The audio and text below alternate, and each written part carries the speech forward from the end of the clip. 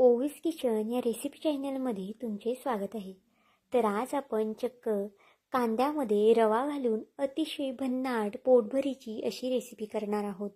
Recipe खूप जास्त सोपी आहे, अप्रतिम आहे, कमी साहित्यात तयार होणारी आहे। त्यामुळे व्हिडिओ नक्की शेवटपर्यंत पहा। यापूर्वी तुम्ही ही रेसिपी कधीच केली नसेल, पाहिली नसेल, पण जर एकदा हा पदार्थ केला ना तर नक्कीच आठवड्यातून 2 ते 3 वेळा नक्कीच कराल। मुलांच्या डब्यासाठी म्हणा किंवा मग पाहुणे रावळे आले ना तरी सुद्धा हा पदार्थ तुम्ही नाश्त्यासाठी बनवू शकता। तर चला थोडाही वेळ न घालवता लगेच रेसिपीला सुरुवात करूया। त्याआधी जर चॅनलवरती नवीन असाल तर चॅनलला लगेच एक लाईक आणि एक सबस्क्राईब करून घ्या। तसाच माझा हा व्हिडिओ तुम्ही कुठून पाहत आहात हे सुद्धा मला कमेंट करून सांगायला विसरू नका। आता बघा इथे एक मोठ्या आकाराचा कांदा घेतलेला आहे। आता हा पदार्थ मी 1 ते 2 व्यक्तींनुसार करत आहे, त्यामुळे एक कांदा पुरेसा आहे। आता कांदा थोडा मोठा आहे, पण जर तुमचे कांदे लहान लहान असतील ना तर तुम्ही 2 ते 3 घेतले ना तरी सुद्धा चालतील। म्हणजेच काय, जितक्या लोकांसाठी हा पदार्थ करताय ना त्यानुसार तुम्ही साहित्याचे प्रमाण कमी जास्त करू शकता। आता कांदा आपल्याला अगदी पातळ असा छान कट करून घ्यायचा आहे। बघा कांदा कट करताना मी इथे अगदी पातळ कट करते। आता इथे आपण भजी वगैरे करत नाही कांद्याची, त्यामुळे बघा व्हिडिओ नक्कीच शेवटपर्यंत पहा। किंवा मग कोणताही तळणीचा वगैरे पदार्थ इथे आपण बनवत नाही। अगदी कमीत कमी तेलामध्ये तयार होणारा हा पदार्थ करतोय आपण। तर आता बघा अगदी पातळ असा कांदा कट करून घेते। आता हा सुद्धा कांदा कट करते आणि मग तुम्हाला इथे बघा मी दाखवला आहे। अगदी एकसारखा आणि अगदी छान असा कांदा पातळ कट करून घ्यायचा आहे। आता एका बाउलमध्ये आपल्याला हा सगळा कांदा काढून घ्यायचा आहे बघा। तर इथे पाहू शकता एका बाउलमध्ये कांदा काढून घेतलेला आहे आणि हातानेच हा कांदा छान असा आपल्याला कुस्करून घ्यायचा आहे। तर इथे बघा हाताने छान असा कुस्करला ना कांदा जो आहे ना तो अगदी छान असा मोकळा होतो, अगदी सुटसुटीत असा तयार होतो। आता बघा यामध्ये जे कांद्याचं व्हाईट असतं ना पुढचं ते इथे काढायचं आहे आपल्याला, जर असेल तर त्यामध्ये ते आपल्याला इथे वापरायचं नाहीये। आता कांदा छान असा मोकळा करून झालेला आहे आपला सगळा।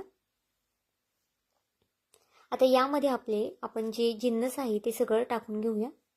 सुरुवातीला तर इथं आपल्याला 1 वाटी बारीक रवा लागणार आहे।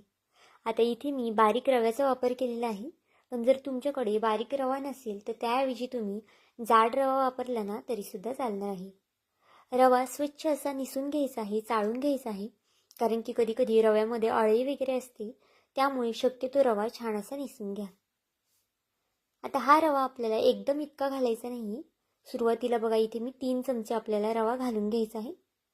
3 चमचे रवा एका कांद्यासाठी पुरेसा आहे, पण जर तुम्ही जास्त प्रमाणात करत असाल ना तर मग रव्याचं प्रमाण आणि कांद्याचं प्रमाण वाढू शकता।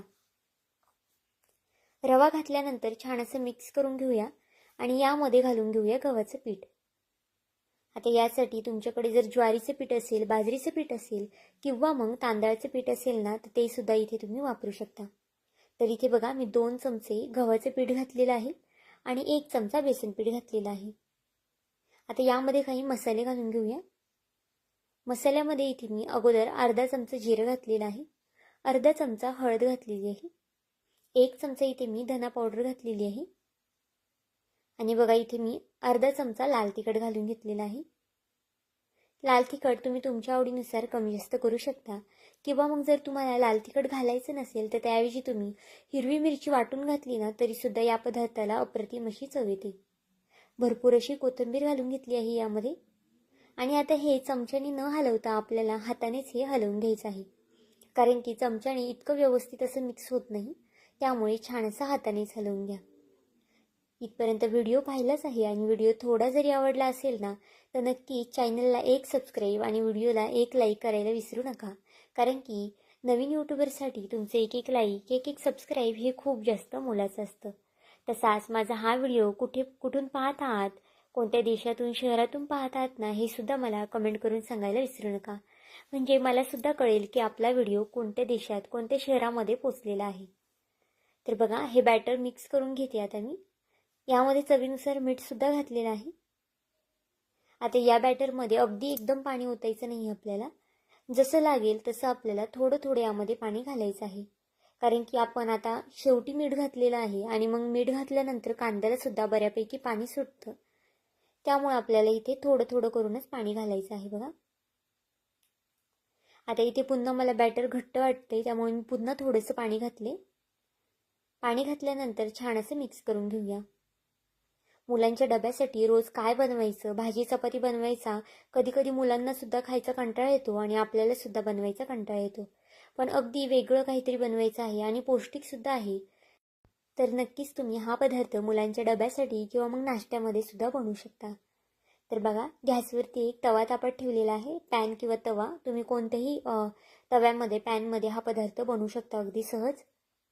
आता त्याला थोडंसं तेल लावून घेतलेलं आहे. तेलाऐवजी बटरचा किंवा मग तूपचा वापर केला ना तरीसुद्धा चालेल. आता जे आपलं कांद्याचं बॅटर आहे ना, ते अगदी हाताने अशा पद्धतीने आपल्याला पसरून घ्यायचं आहे बघा. अगदी सहज पसरलं जातं. जर तुमच्या हाताला भाजत वगैरे असेल ना, तर थोडंसं हाताला पाणी लावून घ्या आणि मग हे छान असं पसरून घ्या. चमच्याने शक्यतो इतकं व्यवस्थित पसरवता येत नाही, त्यामुळे हाताचाच वापर करा. तर इथे बघा, छान असं पातळ पसरून घ्यायचं आहे. अजिबातच जाड वगैरे ठेवायचं नाही. आता याला थोडंसं कडेने तेल लावून घ्यायचं आहे. अगदी जितकं तुम्हाला कमी तेल वापरायचं असेल ना, तितकं तुम्ही या पदार्थाला तेल कमी वापरू शकता, कारण की फार असं तेल किंवा तूप वगैरे या पदार्थाला लागत नाही. वरनं बघा, थोडेसे गावरान तीळ आहेत, हे पांढरे तीळ, त्यामुळे यामध्ये दोन्ही तीळ मिक्स आहेत. तुम्ही नुसते पांढरे तिळाचा वापर केला ना तरीसुद्धा चालेल. अशा पद्धतीने वरनं पांढरे तीळ घातले ना तर ते खायला सुद्धा छान लागतात आणि पदार्थ दिसायला सुद्धा छान दिसतो. आता झाकण ठेवून 2 मिनिटांसाठी मी याला वाफ काढून घेतली आहे. आता 2 मिनिटांमध्ये खालून आपला जो पदार्थ आहे ना, तो छान असा शेकून झालेला आहे. तर बघा, रंगसुद्धा छान असा आलेला आहे. आता दोन्ही साईडने छान खरपूस रंग येतोपर्यंत आपल्याला हे परतून भाजून घ्यायचं आहे. आता तुम्ही या पदार्थाला काय नाव द्याल हे सुद्धा नक्कीच मला कमेंट करून सांगा, कारण की मी सुद्धा अजून याला काय असं नाव दिलेलं नाही. याला तुम्ही थालीपीठ म्हणू शकता कांद्याचं, किंवा मग धपाटे, पराठा, किंवा मग धिरडं वगैरे सुद्धा म्हणू शकता. जे तुम्हाला आवडेल ते तुम्ही याला नाव देऊ शकता. ते इथे पाहू शकता, दोन्ही साईडने छान खमंग असं भाजून घेतलेलं आहे. आता जर तुम्हाला कांदा वगैरे यामध्ये वापरायचा नसेल ना, तर तुम्ही गाजर वगैरे किसून सुद्धा घालू शकता. त्यामुळे सुद्धा अगदी असा हा पौष्टिक पदार्थ तयार होतो. तर इथे पाहू शकता, अशाच पद्धतीने दुसरं देखील थालीपीठ आपण करून घेऊया. अगदी सहज असं पसरलं जातं. छान असं पातळ पसरून घ्यायचं, म्हणजे खायला सुद्धा अगदी रुचकर हा पदार्थ लागतो. तुम्ही नुसता खाल्ला ना तरी सुद्धा छानच लागतो, किंवा मग दह्यासोबत खा, चटणीसोबत खा, किंवा मग टोमॅटो केचपसोबत खा, किंवा मग कधी कधी चहासोबत काहीतरी नवीन खायचं असतं वेगळं, तर तुम्ही नक्कीच हा पदार्थ बनवू शकता.